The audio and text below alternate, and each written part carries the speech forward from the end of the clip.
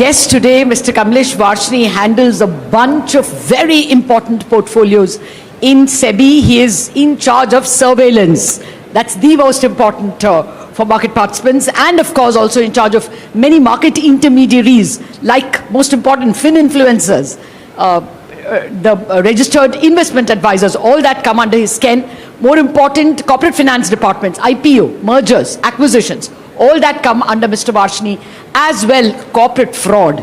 And he is the legal brain of SEBI as well. So an all-important guest today, and we are hoping to elicit a lot of new directions in which SEBI is working. Well, first up, Mr. Varshni, thank you very much for joining us. An honor for me. I want to start with what is uppermost in the minds of media and the market. Jane Street. I mean, is that the only surveillance, or one would assume, the word millennium also cropped up in the papers because of the fight they had. Are there other high-frequency trading guys whom you all are, surveying? Lata, that's not fair. आपने तो पहले ही yorker मार दी. You should have given some warm-up deliveries first. So talking about this, we generally don't comment on individual investigation, but keeping that individual name aside, whatever investigation or surveillance that we do, it is a kind of system that we have inside in our surveillance is whenever there is a violation, it comes out as an alert, and then further examination or investigation takes place. That alert is agnostic of any individual. So if one person is doing a violation, that alert will come. Somebody else is doing that violation, that alert will come again. So if there is anybody else as well doing that violation, so that will also be under examination. But what is the result of that examination, that probably we cannot share. On this specific F&O, we have constituted a special team inside surveillance department along with NSE. So we are strengthening our surveillance. We are strengthening, NSE is strengthening its own surveillance, and we are working in coordination with each other. And if you remember, Chairman Sir has said some time back that, that we are PhD, right? So we are actually hiring PhD students to help us in our surveillance work. And so we hope that if there is any violation, further violation than what we have noticed, all that would be examined and brought to book. Okay, that's excellent, sir. This is like Sehwag or Suryavanshi. I mean, first shot itself is a boundary. So, most welcome. This is very important that there is a special committee within both SEBI and NSE to look at surveillance more closely. But this committee came later, because if this committee was there, you would have caught Jane Street even earlier. No. So even in that case also, both SEBI and NSE work together. Okay. So it's not that they did not work together. This is now a specialized, focused cell with expertise. Okay. Right? Because we do understand that we need special expertise to understand some of the manipulations. Yes. So try to understand. See, there is one manipulation which has been noticed, which is gamma manipulation. There could be, I'm not saying it is there, but there could be vegas, there are thetas. So there are a lot of things which happen in F&O market. Yes. And there are special people who understand that particular expertise. No, I absolutely take your point. The guys who are designing these algos are PhDs in mathematics. That was very obvious in the Jane Street case. So, you have to beat a PhD with a PhD. I take a part of that. No, my only point was, this Jane Street millennium thing came in the papers. So was SEBI late? Did the surveillance catch it a little late? No, not at all. I don't think. See, okay. What happens that, every examination within SEBI takes time, and not SEBI, any enforcement agencies. Okay. So it is not that, it's very easy to say somebody is doing that violation, but that is not enough for us to act. We have to go to the root of that particular violation and establish it, because it has to be sustained in court of law also. It is not that SEBI has passed an order and that is the final word. So a lot of work is required to be done. Therefore, it takes time, but it gets done. No, absolutely. I mean, I have complete respect for the work that SEBI is doing.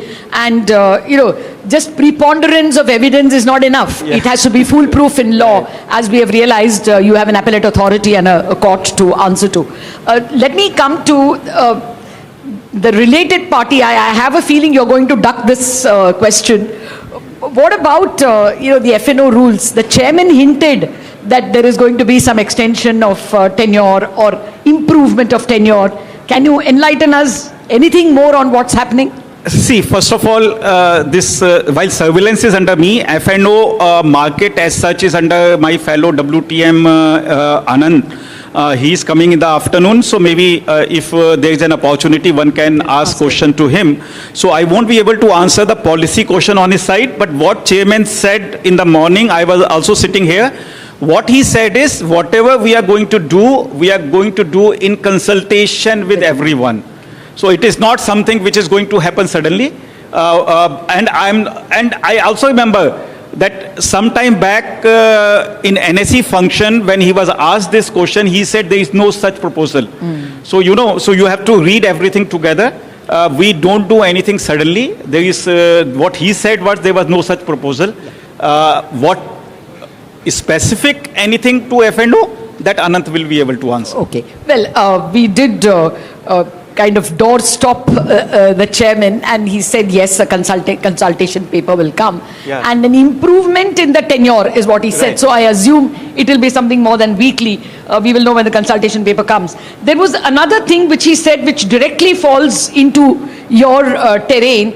He said, can we look at a project where pre-IPO companies can trade with certain disclosures? Can you just, IPO is your area, if you can tell us what exactly is this pre-IPO plan? Yeah, so this is also work in progress. The idea is that, there is a market which is happening, what we call it a gray market. Can it be regulated, within the eyes of law? Before IPO, if it is a regulated, that can help in price discovery. If it is regulated, then government also gets its due share of revenue, taxes, whatever it is. So it is in the interest of everybody if it can be regulated and a proper regime is made out with checks and balances. So that we are working on. If we can see, we can do it. We have a primary market advisory committee. We will discuss with them. If some thing comes out, we will discuss with all stakeholders, and then we will see how it goes forward. Okay, so it will be another platform. Yeah, that's right. Where the trading will happen. Okay, speaking about pre-IPOs, the obvious question which I think everyone has in their mind, when will the NSE IPO come? When will SEBI give the green flag? I think that will be your prerogative. Yeah, but right now they have not filed draft red herring prospectus, so I don't know when are they going to file. But on general IPO, I can say, our timeline is reducing. So last year, we had applications which were on an average around 16 applications per month, and we were able to process 13 applications per month on an average. Okay. That was last year, although all of them did not come for listing because there were only 79 listing, and I'm giving this data of main board, not SME board. Yes. But that is a good thing because so many IPOs are waiting for the right time to enter the market, which already have approval in place. We saw that number of applications are suddenly rising. So we increased our processing capacity to 15 per month in the first 3 months of this year. And we found even that was not good enough because in the month of July itself, we received 31 applications. So we processed 21 applications in the month of July, which is the highest so far.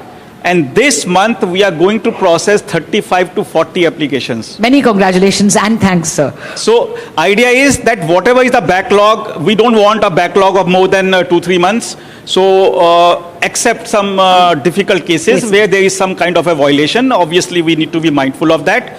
But otherwise, we are strengthening our team because we do understand that while Indian growth story is important for development of capital market, capital market development also plays an important role for Indian growth story.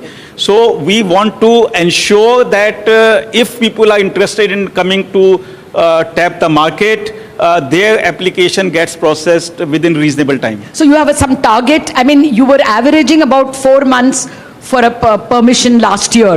Are you targeting some 3 months, 2 months, something? Yeah, so I can say that, of course, when I say there would be a bit of a variation, but by 31st August, we are planning that all 30th June application be disposed of, except those which are difficult. Excellent. I mean, that's a very big positive for the capital markets. Right. Let me come to the other big issue that SEBI took kind of the bull by the horns, the Finfluencers issue. I mean, you all came with a whole host of rules and removed this from the market. We got some indication that you are catching some big fellow, big company, especially that you all were working during the rains, the last 48 hours. Can you tell us anything? Some big culprit is netted? Yes. I mean, I will not call that culprit. We have to be very careful how do we phrase our word. But yes, we did carry out one search operation yesterday. It's a big name in that industry. And I must give credit to my team. Because we have been working on this case. Last week, we decided that we will do the search operation on Wednesday, that is yesterday. And then there was suddenly red alert in Mumbai. So I asked my team that, are you sure that you want to go ahead? Because before the search, lot of work is required to be done, lot of field work is required to be done, not office work. You have to be on field doing certain kind of activities, which I can't tell you. But that is very difficult to perform when the Mumbai is flooded. But team members said, we will do it, and they did it. So I can't comment on what kind of evidences have been collected. It is not proper unless we examine them. But yes, we have carried out a big search operation on some big name in this industry. Because idea is, this chairman has given a very clear direction that quality is more important than number. So your enforcement action must be directed at big people where you can show impact. See, what is the idea of enforcement? Enforcement is not for revenue collection. That is, sorry, I'm using this word because of my previous background. But idea is to create a fear in the market that there is a law enforcement agency, there is a regulator who is watching you, so people follow the law voluntarily. So that is the purpose of enforcement, and that purpose is best achieved by focusing on big people and showing that, SEBI is effectively watching everyone.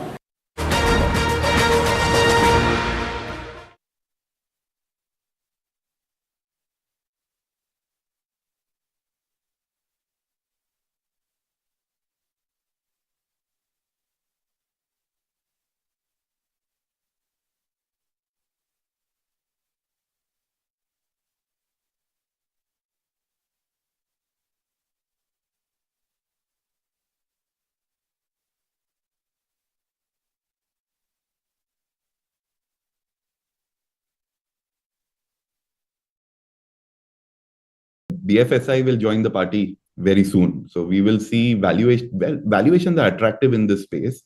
Obviously, there will be certain stocks in every space which are a little expensive. But looks like BFSI is now something which will start doing well. Primarily, we are focused on domestic stories.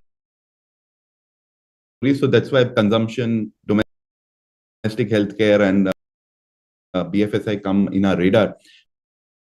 But within BFSI, you see that there are signs of improvement in most of the pockets. Last year, this sector was under pressure on so many things, like insurance under whether regulatory uncertainty, or in banking, there was a slower credit growth and pressure on NIMs. And in microfinance and some of these NBFCs, there was pressure on NPAs and what is the cycle there. But now last quarter actually saw much of everything getting discounted in the prices. From here on, we see improvement there. So regulatory hassles, I think, are over now for insurance. From here, we see a good move in insurance sector overall. In BFSI, we expect that from here on, we see pickup in credit growth. The NIM pressure starts coming off from here on, and asset quality is not bad. So we see this holy trinity of what we call as the banking trinity, where credit growth, NIMs, and asset quality all start showing some positive, and the stocks are at very attractive valuations.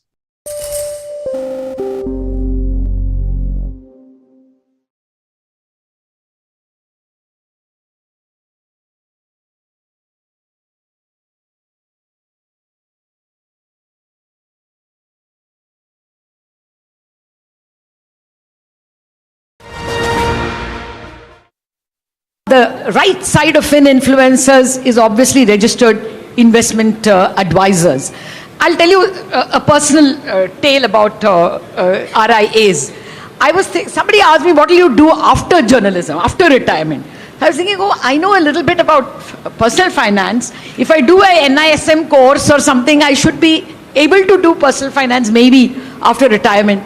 And that guy said, do you know what it means to be an RIA? You need that 1600 helpline, 2 lakh rupees. You need a website which is accessible for challenged people. That is some 6 lakhs. Even getting that audit is very difficult. And then you have your fees cap. He gave me a list which was very daunting. Is it so difficult to be an RIA? Should it not be easier? So I think talking about whether it should be easier, let us go back to 2 years back, what it was before and what it is now. I will come to all your 3 points later. Educational qualifications has been relaxed, experience has been relaxed. NISM examination, earlier it was that every 3 years you have to go NISM examination. So when I heard that, I said, boss, if you ask, I am from IRS, right, cleared civil services. If you had asked me to clear civil services every 3 years, I would not have cleared. So they have now come out with incremental examination. That means every 3 years only those questions will come which are the new regulation changes in IARA regulation. So you only have to know that. So that changes which has been hugely welcomed by IA industry, RA industry. Lot of other changes we have done. Fees, we have make it fungible. So either you can have 1.51 lakh rupees per annum, or you can have some percentage, I think I've forgotten, of AUM. Capital management. And you can change within the year, you can change it. So that flexibility is there. Right. I mean, some people say, why should be there? We should be a cap. It is a trade-off between investor protection and, IAS concern. We had some experience from Indore in the past. So this is a legacy of that. But this is something which can always be looked in the future. 1600 is investor protection measures taken by Department of Telecom. So idea is that if you want to call your client, you must call from 1600 number. Otherwise, we know so many fake calls are coming, which is in fact very good. But cost element is one thing which could be prohibitive in this. So we are in discussion with Department of Telecom how to make it cost effective.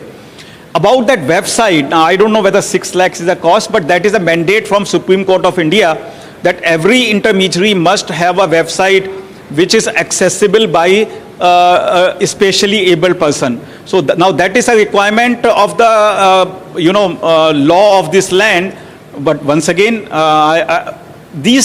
whether how to reduce the cost is something which can always be worked upon, and we should be worked upon. No, I'm just telling you this data that I picked up from your annual reports. In 24-25 annual report, you all say the RIAs have fallen to 931. In the previous year, it was 969. And out of these, about 300-400 people are not filing annual data, which means they are going to drop off in your next annual report. That's not a very happy thing, no, because most people are therefore not becoming IAs, and if they don't become IAs, many of us are going to do our own financial planning, which will be amateurish. That's not a very good thing. So once again, how you present the data is, can form a different view. Now I will present the data in a different context. 400 IAs in the year that you pick up financial year 25, 400 IAs had not paid the fees. Now, we had a system where it was a long-drawn process that if an intermediary has not paid a fees, how do we cancel his license? It was a very long-drawn process. We came out with summary assessment last year. So using that, those 400 licenses were cancelled because they were to be cancelled. Then we also did another regulatory change, that was, there was a confusion that trading call, whether it falls into the domain of IA or whether it falls into the domain of RA. We clarified it falls into the domain of RA. And IA area wanted it to be that way. Yeah. So another 100 shifted to that side. So when you see that data, it does not take into consideration these 400 and 100. That is one thing. Second thing is, which is very important, that we should not, so if we take this 400, 500, you will actually see a growth. Second thing is that we should not compare growth of IA with the growth of AUM or growth of investor in India. We are encouraging people to follow SIP, follow mutual fund. Now these are the investment which do not require IA. Similarly, high net worth individuals also do not require IA because they have family office, they go through AIF and all those routes.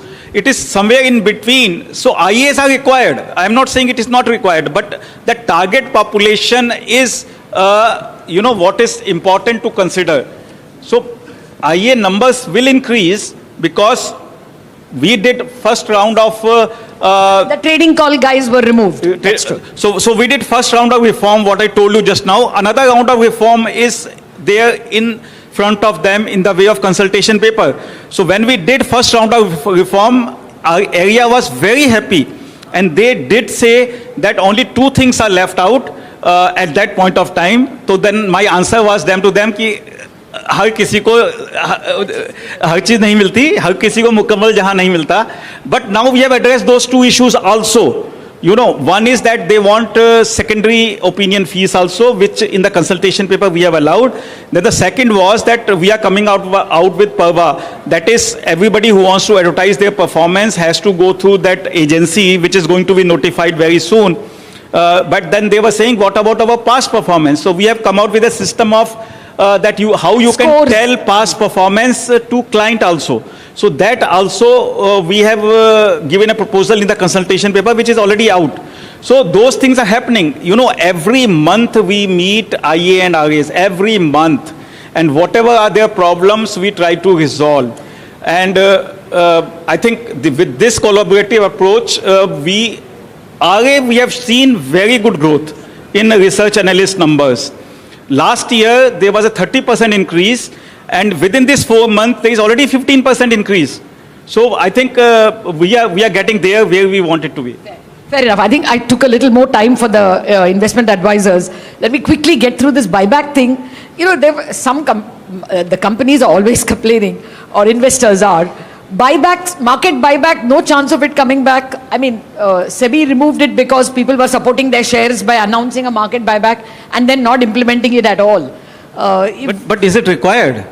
The question is there a market appetite for it? It's very common abroad. That's why. Yeah, the common abroad because it is common in USA, but USA system is different. Number one, they have a treasury stock, so they don't write off from there immediately. They use that to give ESOP later, or maybe they write off later, but not immediately. And they have a different taxation system, right? In July 2024, the like taxation system, the advantage of taxation has gone. Because now buyback is taxed as a dividend in the hand of investor, not buyback tax in the hand of company. So that tax advantage is no longer there. So in fact, we have not, this window which you are talking about was open till 31st March 2025. But there was not even a single case from November 2023. Because there is a concern here. See, tender route is still there. In tender route, it is proportionate buyback. The proportionate shareholding does not change. And corporates are bound to do it. Once you give your word, you have to buy. And so that proportionate holding does not change. So if you see that economic concept that buyback is a dividend and not actually change of shareholding, then tender route is the ideal route. No, it's a good route. It's just that, investors always want more, especially when they compare themselves with foreign countries. I think we are running out of time. So just a final question. The IPA rules were modified, tried to make it easier for larger companies. I assume you have NSE in mind because it's a large one.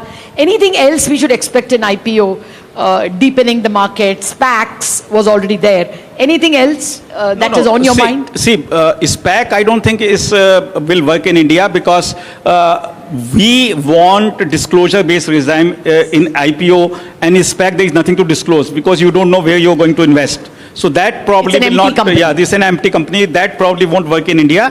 But deepening the market is the prerogative. Chairman also said it that particularly this pre-IPO, yes. he talked about reducing friction. How do we reduce the cost? How do we increase market participants? So those things are being worked upon. This consultation paper which was out, where we have given more time for IPOs to work on it, is very important. Yes. One concern I like to, because it came out in one leading newspaper today.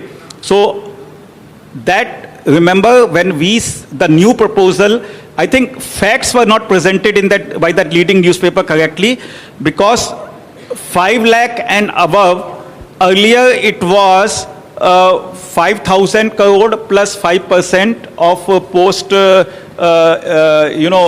issue capital. Now it was 5 lakh. It was 5,000 plus 5%, and now it is 15,000 plus 1%.